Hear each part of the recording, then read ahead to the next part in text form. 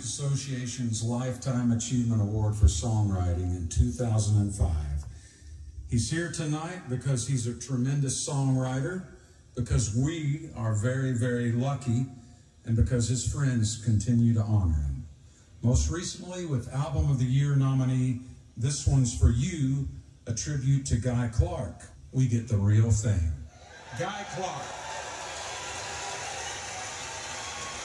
Thank you very much.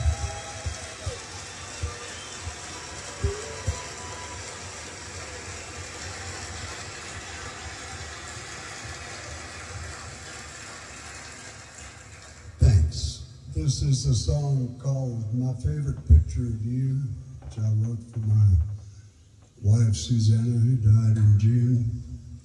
This is, I wish you'd been here to hear it, but I played it for her. So, this is called My Favorite Picture of You. My favorite picture